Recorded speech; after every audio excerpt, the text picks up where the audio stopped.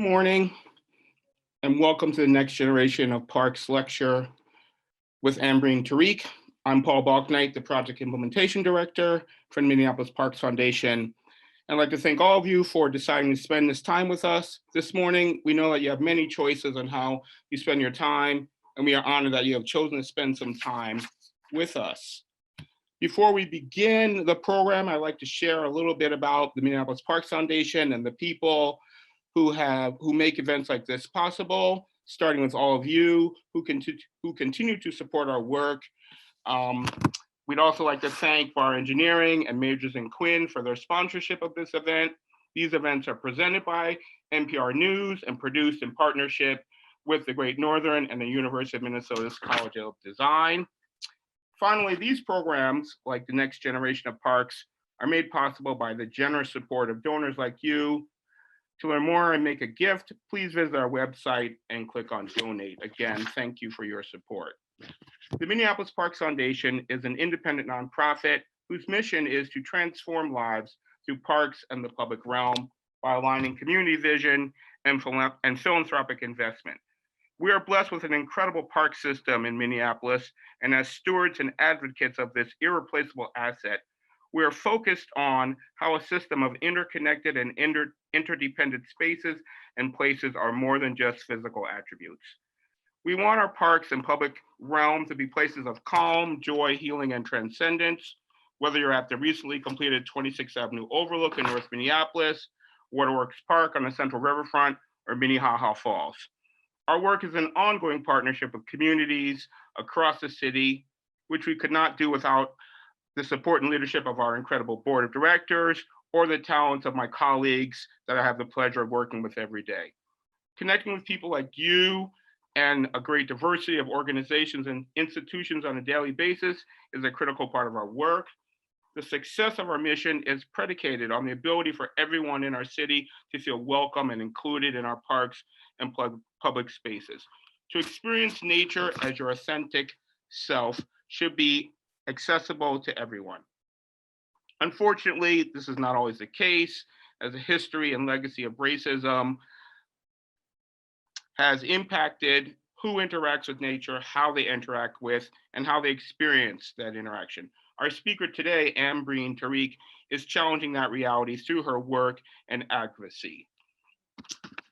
So Ambreen Tariq is the founder of At Brown People Camping, a social platform dedicated to promoting greater diversity in our public lands through storytelling and the power of visual presentation. Ambreen uses storytelling to share how her life experiences as a Muslim South Asian American immigrant woman has shaped her love for the outdoors and to promote for everyone to enjoy the outdoors in their authentic ways. She's the author of Fatima's Great Outdoors, her first children's book, published by Penguin Random House. She's also the co-founder of Muslim Outdoor, a former board member, and now volunteer advisor of the Appalachian Trail Conservancy, an advisory member of the Sierra Club's Outdoors for All campaign.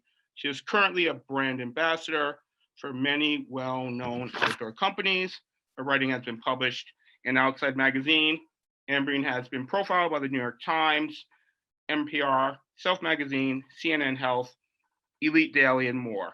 A non-practicing attorney, Ambreen works for the federal government in Washington, D.C.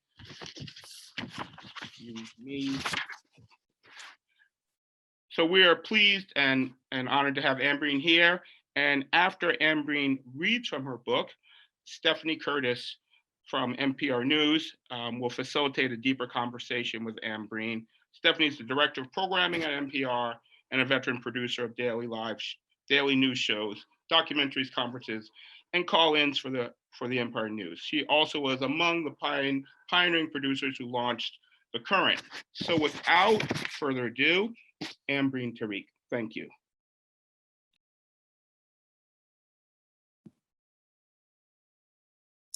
Hi, everyone. Thank you so much for having me. I'm so excited to be here. What Paul, in that very generous introduction, didn't mention is that I'm actually from Minnesota. My family and I, we moved to the United States when I was 8, and we moved to Minnesota. So it's a very, very special occasion for me to be here. And I am excited to now read Fatima's Great Outdoors, which is based on my childhood and my introduction to the outdoors. Fatima's Great Outdoors by Ambreen Tariq, illustrated by Stevie Lewis.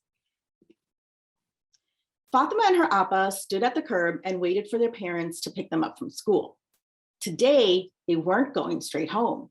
Today, the Kazi family was going camping for the first time. Camping, her father had told them over dinner in his teaching voice, was a great American pastime. The trip felt like Fatima's reward after a long, hard week. On Monday, some kids wrinkled their noses at her lunch. On Tuesday, someone in class laughed and told her it's pronounced fractions, not fractions. On Wednesday, a boy pulled on her long braid in the hallway. And on Thursday, she didn't do so well on her math quiz. Fatima smiled when her parents pulled up. The sisters piled into the car, squeezing in between pillows, blankets, and a big cardboard box filled with cooking supplies. Wow, this is a lot of stuff, Fatima yelled. Are we moving to the forest? Mama asked the girls in Urdu if they were excited as she reached back to hand them warm homemade samosas. The girls nodded vigorously with jack-o'-lantern smiles. Mama samosas always tasted extra delicious on road trips. How about some gane? Papa asked. Muhammad Rafi's voice rose from the car speakers and Bollywood songs spilled out from the windows. Fatima's cares melted away as they all sang along in Hindi. Appa shouted over the music and announced to the whole car how well she had done on her math homework. Appa's teacher even asked her to come to the front of the class and solve a hard problem on the board that most of the other kids had gotten wrong. Shabash, Papa said with pride. Appa went on and on about school. Fatima slumped in her seat and ate another samosa. As Fatima thought about how to change the topic, her big sister pointed out the window and shouted, "Look, we're here!" The family cheered as they passed a sign for the state park. At the campsite, the girls helped their parents unload. First, Papa said, we must build our tent. Appa and Mama chose to start dinner instead. Fatima watched as Papa took the tent gear out of a sack. Papa grumbled in Urdu when the pieces wouldn't fit. Fatima wanted to help, but could she? She hadn't done anything right at school that week. What would make the campground any different? Fatima took a tiny step closer. She suggested to Papa that they read the instruction manual together. The Kazi family celebrated. When they finished, Fatima stood proudly next to their brand new home in the forest. Shabash, Papa's bear paw clapped her shoulder. The Kazi family celebrated the start of their first camping trip over a delicious dinner of shami kebab and rotis that Mama had brought from home. After dinner, Fatima and Appa crawled into the family tent. They were so excited to snooze in their new sleeping bags.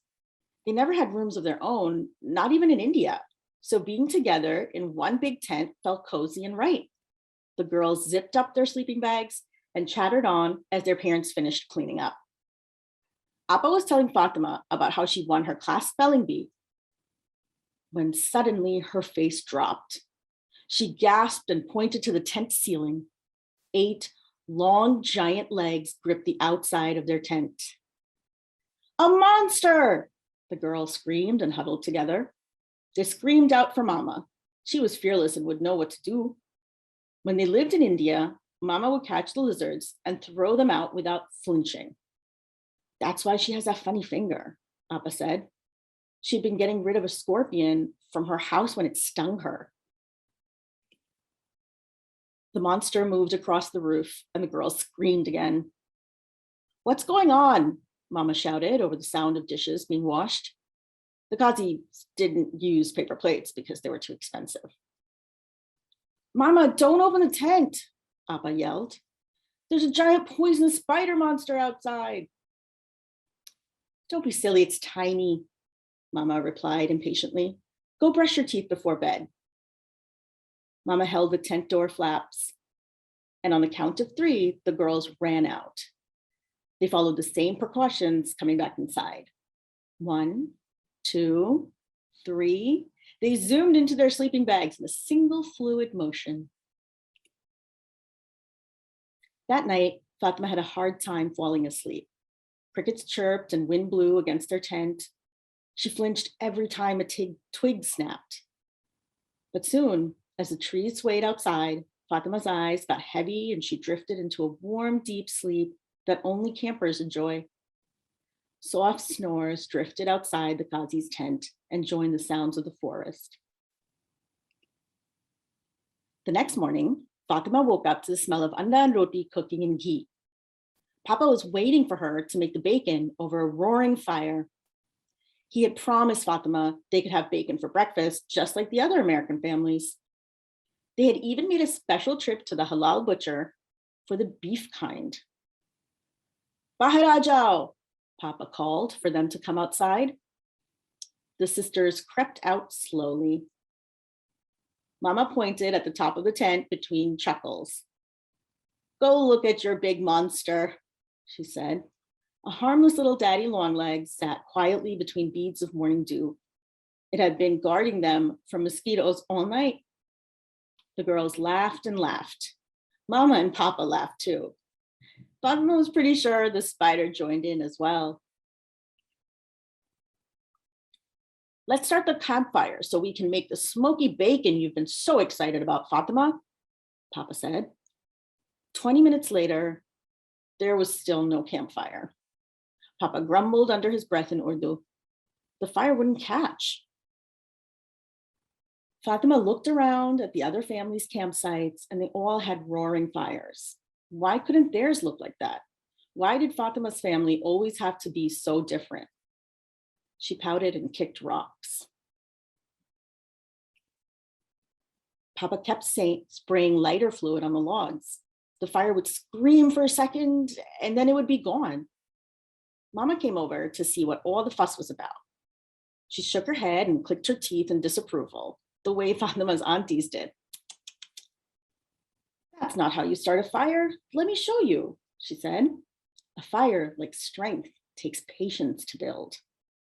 She made the girls gather twigs and dry leaves for kindling, then bigger sticks for tinder.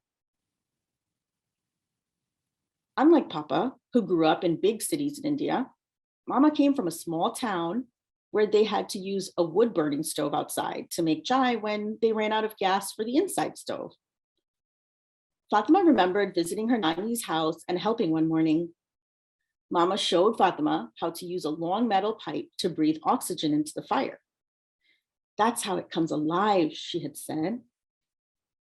Fatima remembered that when it was her turn, she'd blown a giant puff of air into the fire, but no one had told her not to inhale right afterwards. She got a mouthful of smoke and started coughing.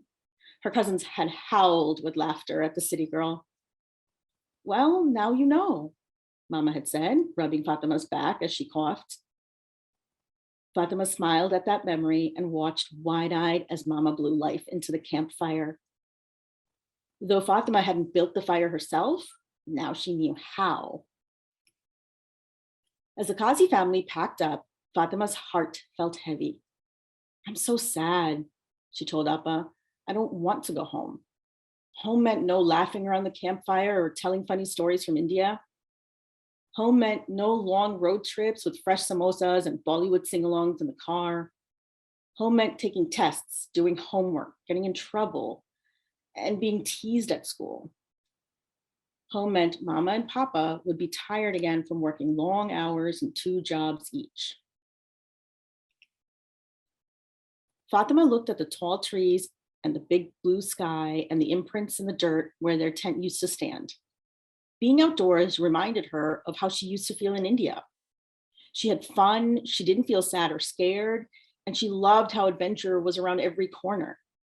At the campground, Fatima felt like a superhero. But now she had to leave it all behind.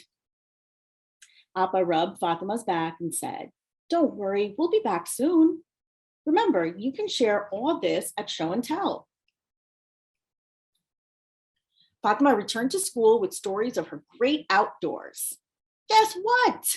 She asked her classmates. I'm a superhero. I have lots of superpowers. I can build fires and tents, and I'm not afraid of spider monsters. Fatima beamed as she thought about what the Kazi family's next camping adventure would hold. The end.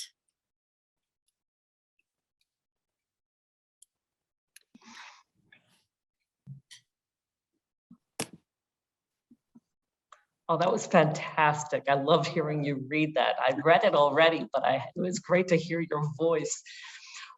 I am so impressed that your parents got that organized. Did you ever talk to them about how they pulled together? Because camping can seem overwhelming, and there's so many people who think you need like so much stuff, and the idea that they pulled it off. How did they do it? Yeah, it's funny you say that, because as a child, and even now, I don't think about how impressive it was that they pulled it together, because that essentially, of us just stumbling into something we didn't understand or know and just do it, that essentially was our life, right? That was the theme of being an immigrant. They picked up and moved across the world, and that was the behavior that they modeled to us, that, you know, you make a decision with your family, you can figure it out, you can explore. And so I think that's what it was. We didn't know what we were doing. My parents, you know, as I said in the book, they worked really hard, and they were learning, we were all learning about American culture when we got here, and they wanted us to know about the customs, the cultures, the traditions. And so when spring came in Minnesota, everybody went outdoors. So my parents thought this was another American custom, just like how we were learning about Halloween or painting Easter eggs. And so my father had learned from someone that he was working with about tents and sleeping bags. So they saved up and bought those two things. Everything else we just brought from home, you know, and the way Fatima describes it. It was boxes of like blankets and pots and pans, and you just sort of piece it together and make your home in the forest. When you're at the campground at that time, like one thing that you're an ambassador for is for more people from diverse backgrounds to get out camping. Were you the only campers of color at the campground at that point? Yes, so I distinctly remember that. But what's funny is that, so Fatima, as a child myself, what's interesting is that that was normative to me, to be an outsider in everything that I was doing, right? And so there was no reason for me or my family to question, why isn't there more diversity? We just approached everything as being outsiders that were seeking acceptance into this culture, right? And that's the truth of how a lot of immigrants feel. We look around, we just want to do what everybody else is doing.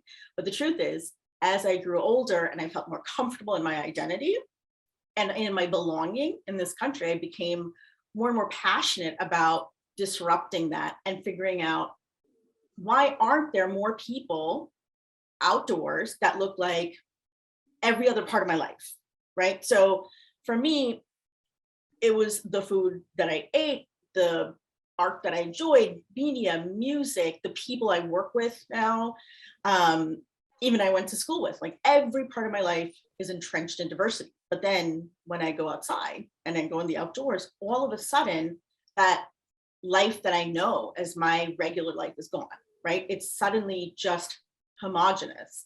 And so now I see that as unacceptable. But that's part of the distinction that Fatima tells you, as sort of not yet empowered, accepting it and just wanting to be like them, right? And as she starts to learn, she has great strengths to pull from, and that they actually, even though what she wanted and she was kicking rocks, like, why can't we be like everybody else? The truth is, the joy that she found was that they did it in their own way, right? So my mom would bring food from home, like kebabs and rotis, and we sang our songs and we spoke in our language, and we actually camped in our own authentic way. And that's what Fatima finds joyful. That's what gives her empowerment. So what could we do to get more people involved in the outdoors whose families did not grow up camping? Is the barrier they're not feeling like diverse young adults or families? don't feel invited, or it just doesn't even occur to them? So I think there are multiple reasons, right? And it's also important to think about categorically the different communities that exist within BIPOC, right? So when I talk about it, and when I talk about Fatima's experience, it really is as a South Asian immigrant. But the truth is, to think about why there isn't more diversity in the outdoors, we have to think about who isn't present there, right? And so through the work that I do with Brown People Camping, thinking about how to promote diversity and access in the outdoors, I've learned so much from the other advocates in the movement. I've learned how to be a better ally and think about with Indigenous communities, Native and Indigenous communities, their relationship to the land and public parks is very different, because that used to be the land of their ancestors. And at some point it was taken away and made into a public park that wasn't very welcome to them, right? And so in thinking about that, that's how we think about how can we make people feel more comfortable whose history is based in that violence. We must talk about it. We must think about land acknowledgements. We must think about who used to be there and was forcefully moved out, as opposed to African American communities, the history that's entrenched in public lands, communities that were forced to come here, work the land, and were categorically removed from that land, whether enjoying it or owning it in any way, right? So we have to think about not just that type of segregation, but this is something very, very important, this point of Jim Crow era laws that made de facto, but also like informal segregation, right? Like sundown towns. There is a history in this country where even though public lands, national parks were created, it wasn't until recently that they were desegregated and people of color were even allowed to enjoy them. So what we're talking about is generational fear and generational violence, and bad things happen in the woods to people of color, and specifically to Black people, right? Mm. So when we think about why aren't there more people of color outside, you know, sometimes I hear opposition like, if you like the outdoors, you'll just go there. But what that ignores is all the history and cultural trauma that exists in thinking about putting yourself in a remote area that's not viewed as safe or even wholesome. And then for myself, like an immigrant, you know, thinking about everything as, oh, it's their land and I'm just here to get acceptance in this country, that's an unempowered perspective, and we must make people feel welcome. All of this means that we show others outside. We disrupt the images of only one type of community enjoying the outdoors. We celebrate the diverse outdoor enthusiasts who are out there. And then we actually talk about those who aren't and why. Like we have to openly talk about these histories, these barriers. And by naming it, we don't necessarily have to have a solution, but by simply naming it, people feel seen and heard and can be part of that solution themselves. I want to make sure people know that they can join in the conversation. There's a Q&A. You submit questions or comments and then I can read them so we can add to that. All right. One thing that I love about your book is the joys that are found out on these trips. It's not just you go and it's a beautiful view, or you go on a long hike and it's strenuous. It's about the time with the family. And then I love the line about the deep sleep that only a camper has. What is your favorite part of being outside? Do you like a long trip? Do you like accomplishment, or do you like contemplating nature? Which is it?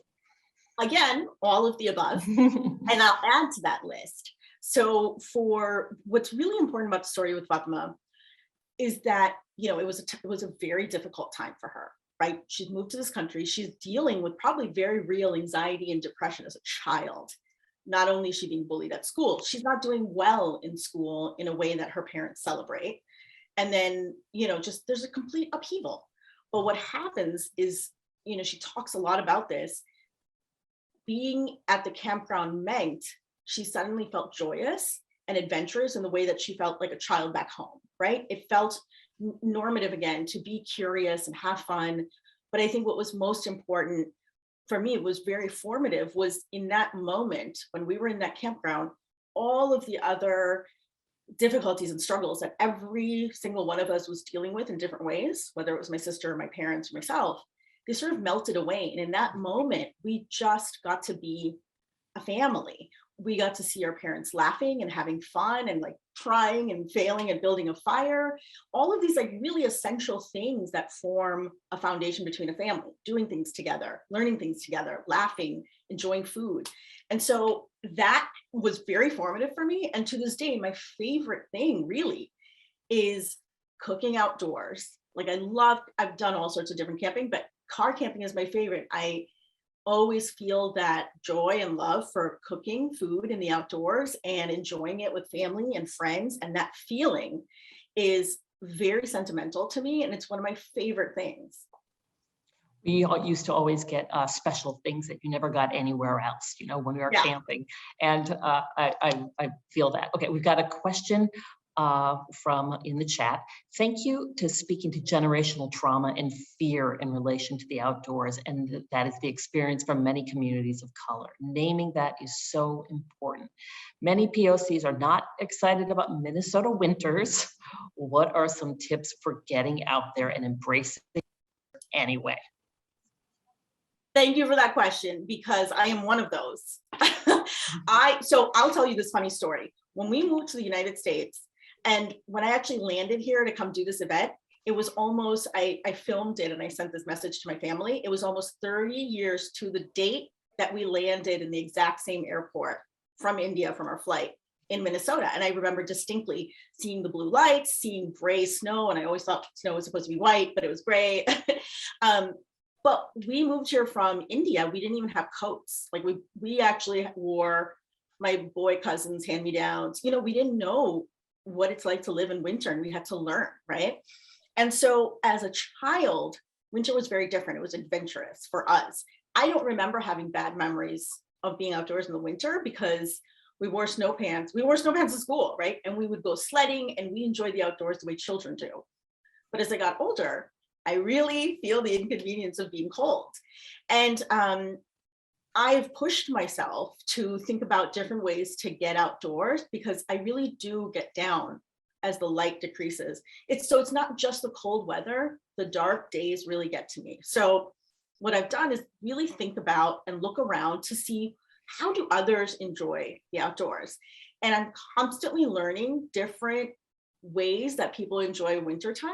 And again, like this trip, just yesterday, I was learning from Tom on the team, like the different ways that people enjoy cookouts in winter, you know, and go snow tubing, or this whole festival, the Great Northern. Like there are things that people are doing outside in winter that I have never thought about and I would love to try.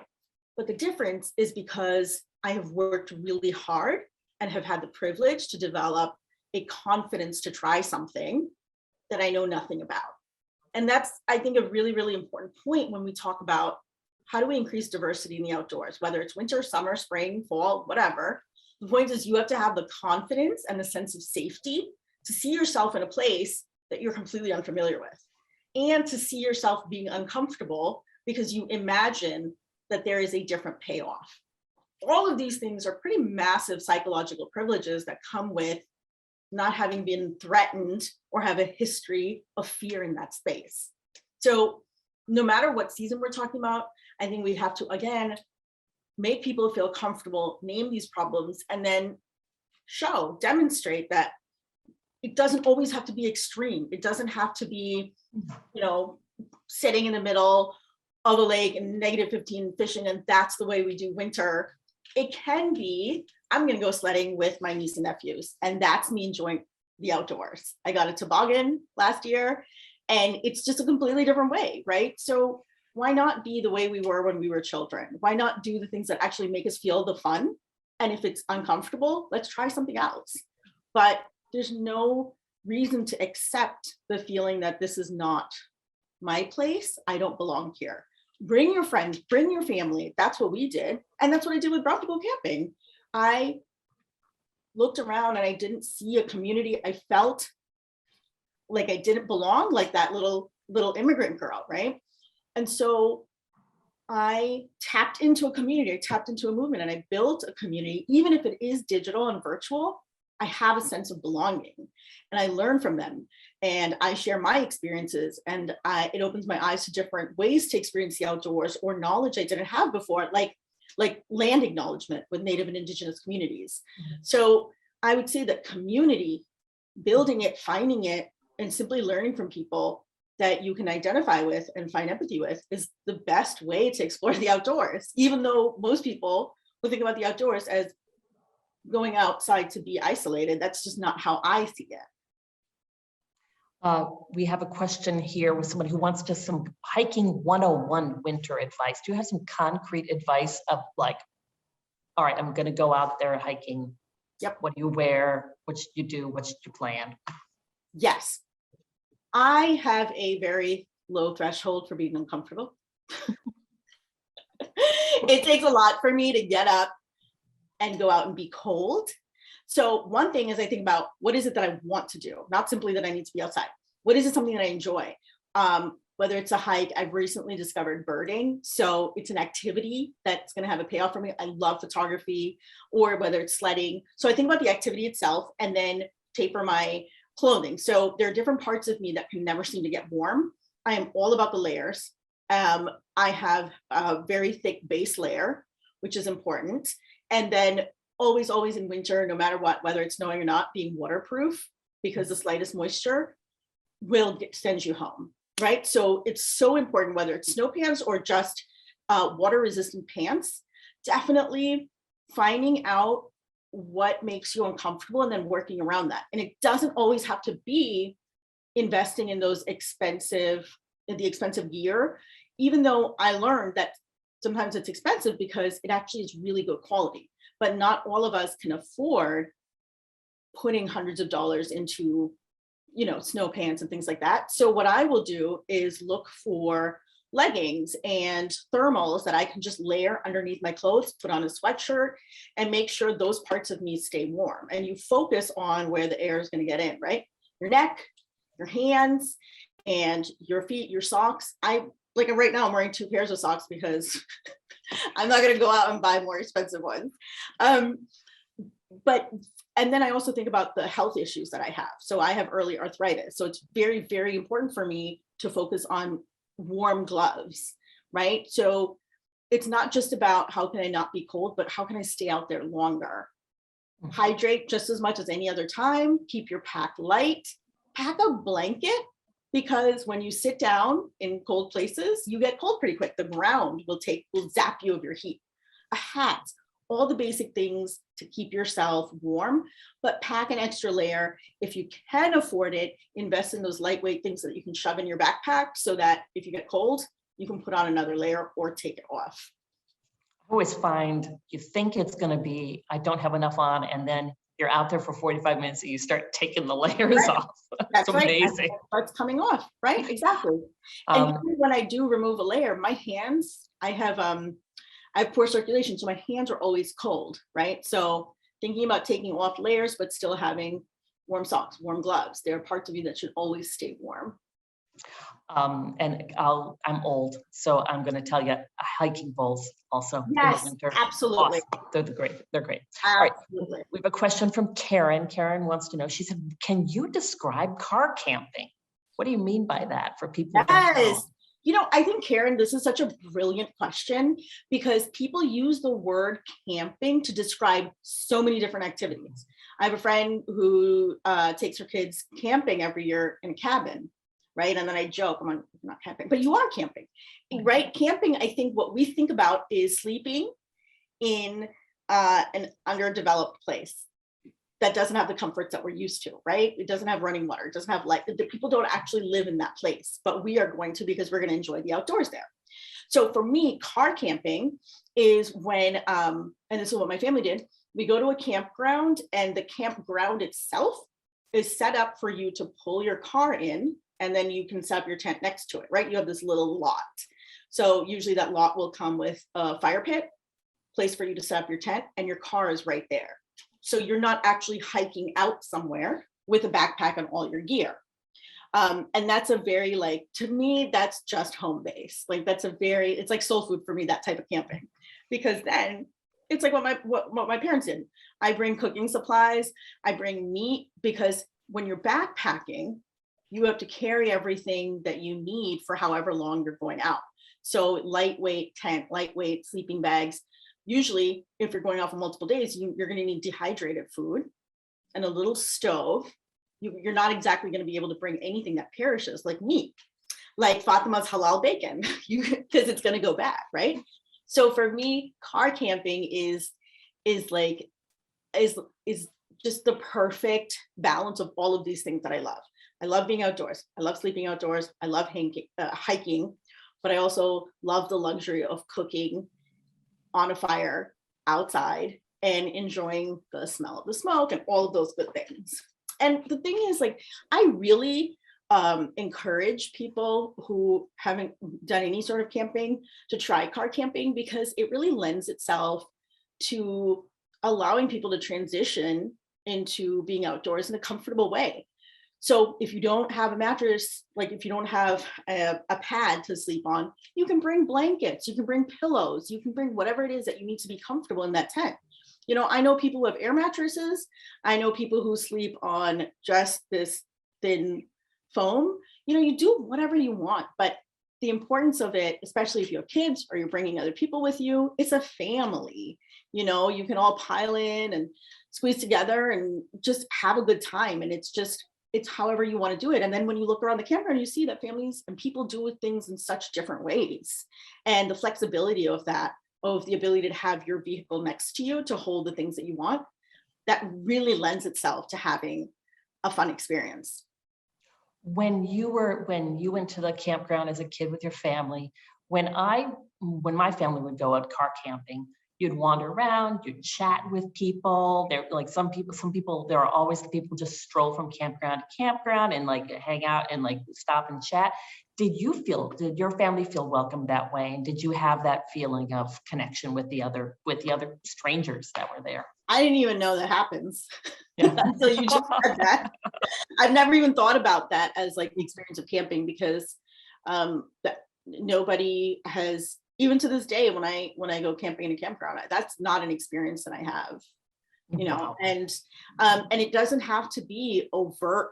You know, when you talk about these issues, again, putting yourself out there in a remote area where you're not familiar, the slightest actions of being welcomed, whether it's a smile or saying hi or just waving at your neighbor, little things like that make such a huge difference in feeling comfortable, safe, and welcome.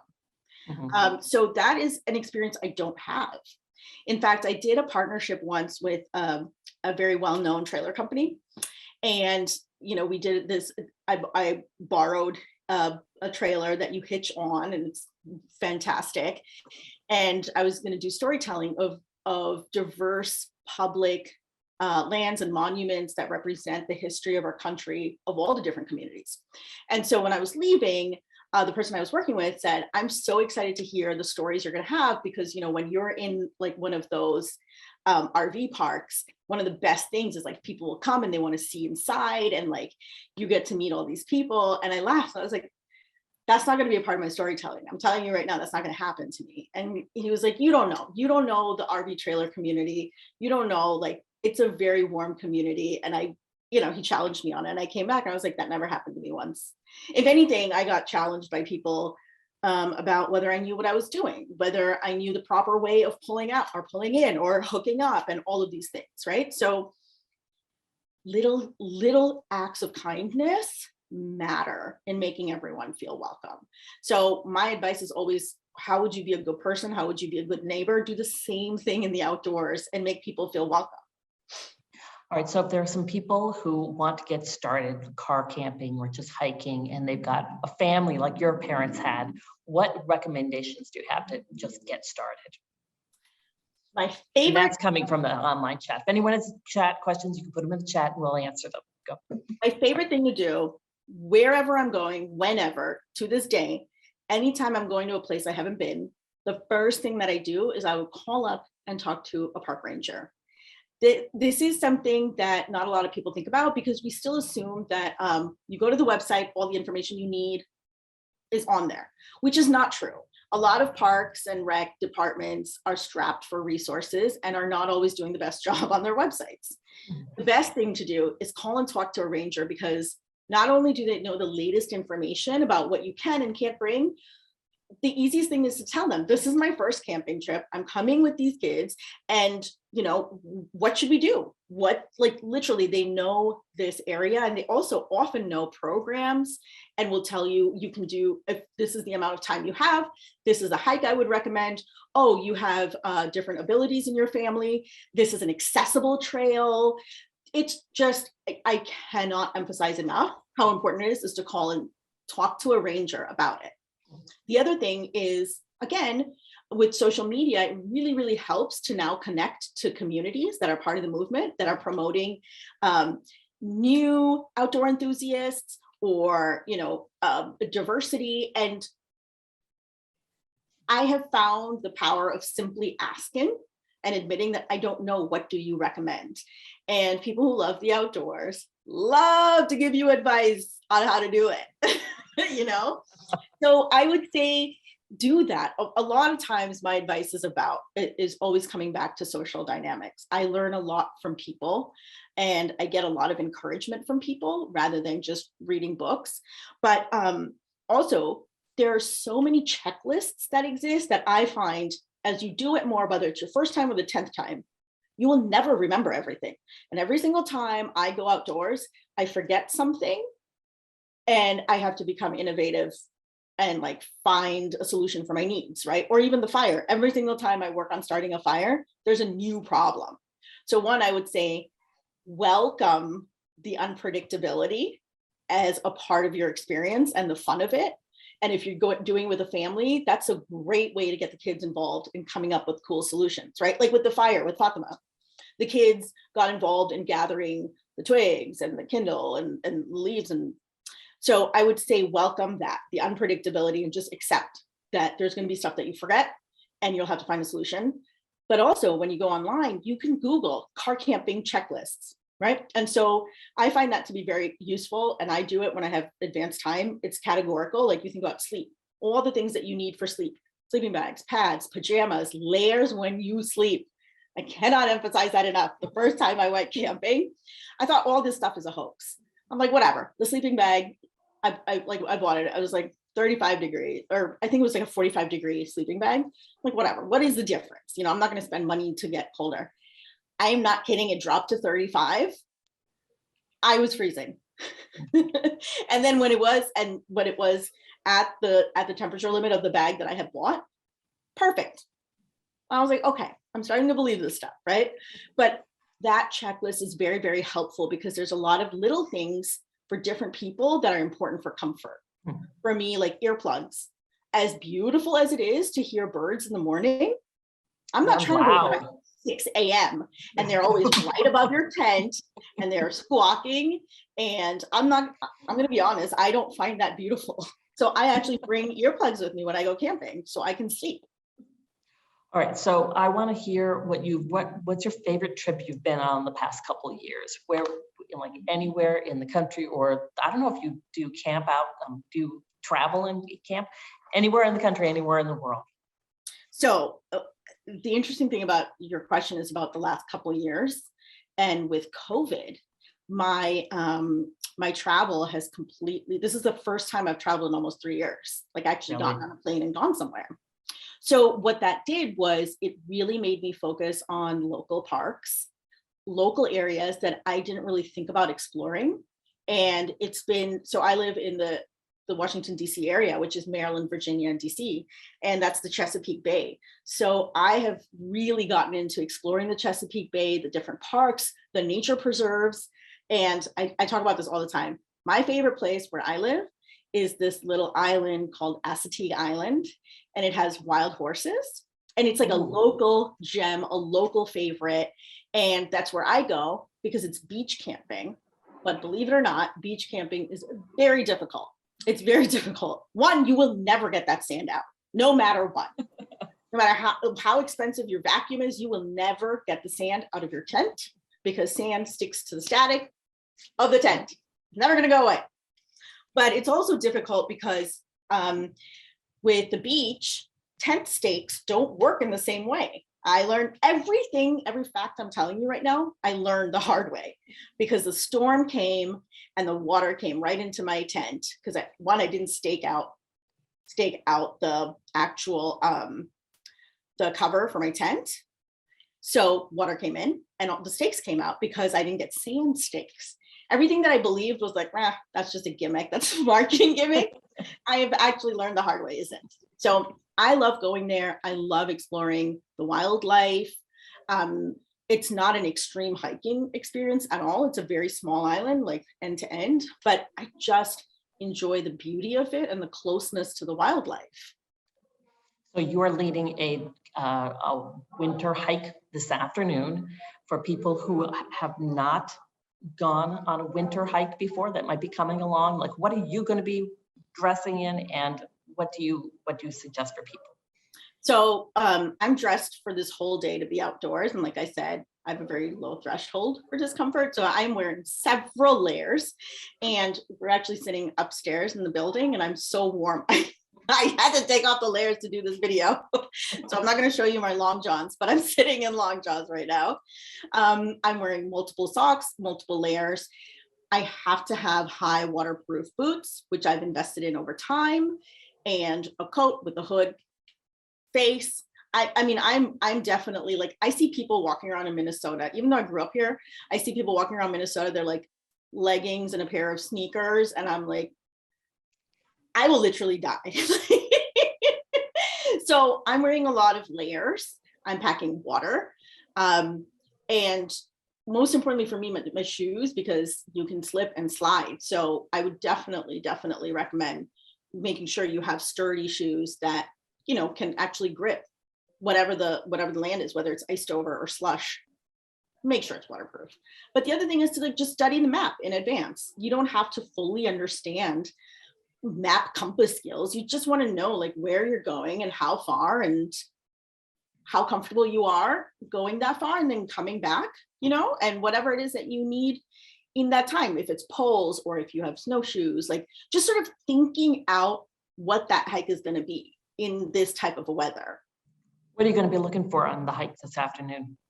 Well, I'm really excited to hike with people. So I'm excited to talk to people, like what made them come out. Hopefully people will bring some dogs and kids and we can, you know, and it's the first time I'm hiking here, but I also really love looking at wildlife when I hike, whether it's a bird.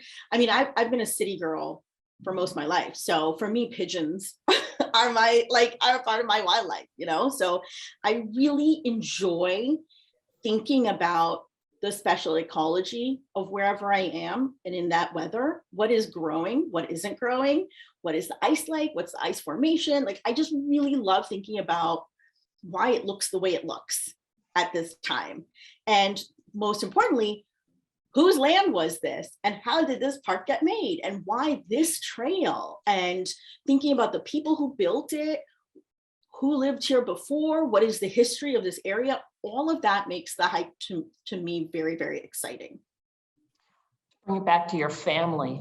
Do your whole family still go hiking and camping, or are you the only one that really fully embraced and got the lifelong love of it?